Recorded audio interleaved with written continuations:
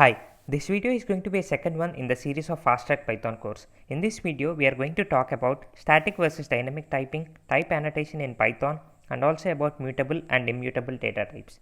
Let's get started. Natural languages can either be written from right to left or left to right. Similarly, programming languages can be statically or dynamically typed. Languages such as C, C++, and Java are statically typed languages, and Python, Ruby, and JavaScript are dynamically typed languages. In the case of dynamically typed languages, the variable can be declared without a data type and a value can be assigned. Whereas in static languages, the variable has to be associated with the data type at the time of the declaration. This is because the data type of the variable is determined at compile time in the case of static languages, whereas the type of variable is determined at runtime for dynamically typed languages. So, data type has to be specified in static typed languages at the time of declaration for the variable. It may or may not be specified in the case of dynamically typed languages. Before going further, I want you to remember one important point. In Python, everything is an object. It can be either a function or it can be either a class, it can be a variable, everything. Each and every thing that is available in Python is an object. We will revisit this line again and we will try to understand its necessity in the later videos. Coming to the second part of the video, we will be talking about type annotation in Python here.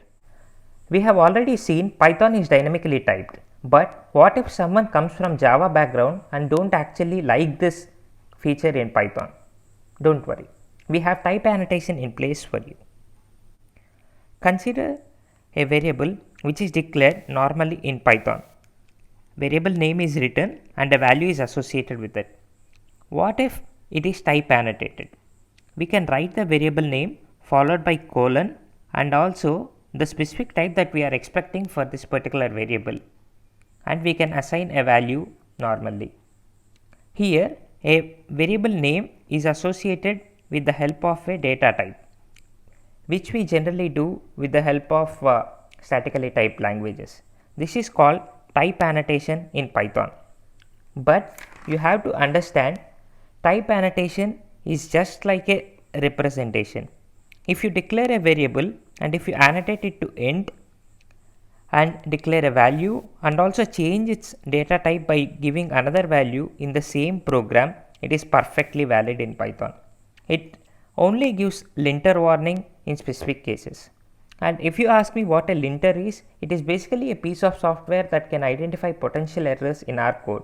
It can be installed as an additional package for respective languages in IDEs available. Before going further, let me tell you a fun fact. You may or may not follow type annotation in the first line whenever it is defined itself.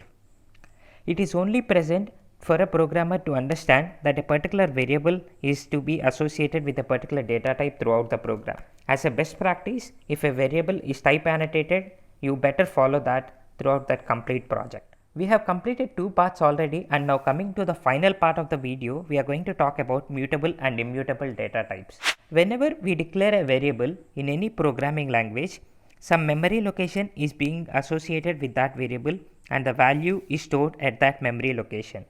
Now consider this memory location age is actually defined in Python and a value of 10 is assigned to it. It will be given a memory location inside the memory and then the value will be stored at this location. If we have to obtain the memory location where the particular value is residing, we can get it with the help of id in Python. Whenever we pass a particular variable which is an object in Python, it will actually give the address in the memory where that particular variable or object resides. Now coming back to the topic, a particular data type, either it can be built-in data type or user-defined data types, is divided into two types. It can be either mutable or immutable. Mutable is something that can be changed at a particular memory location. Immutable is something that cannot be changed. If we assign a value at a particular memory location, it can be changed if it is a mutable data type. If it is an immutable data type, a particular value assigned at a particular memory location cannot be changed. We will see it with the help of an example. But before that, list, array or dictionary are mutable data types, whereas tuple, integer, float, boolean, string are immutable data types. Consider this list. We'll talk about lists in our further video. Here I have two values which are present inside a list, and list is similar to an array.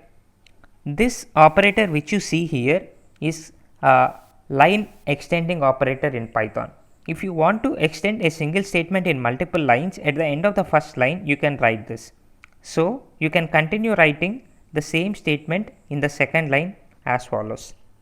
Now if I try to add something to it, this is just like adding this value at the end of the list. So to the my friends list, I am adding one more friend who's Kabir. If I take the ID of my friends at this instance and also at this instance, it is going to be the same. Consider the same with the help of an immutable data type. Here we have an variable which is associated with a value, and if you try to change that value and if you take ID of this variable before and after, it will be changed. This is happening because in the case of immutable data type, value at a particular memory location cannot be changed. As you are modifying the value, memory location will also be changed, and therefore the ID is getting changed. Whereas in the case of mutable data type, value at that location can be changed. So even though you are modifying the list or variable at that location, the memory location is going to be the same. That is the main difference between mutable and immutable data types. I know it's a kind of difficult topic and takes some time for anyone to understand. I actually took a lot of time understanding this topic. We will try to revisit this specific topic with a different approach in future. That's all for this video. Make sure you use entire code for this tutorial present in the description for practice. It really means a lot to see a very good response to the first video that I have made. If you like this video, give it a big thumbs up and please hit that subscribe button. Thank you.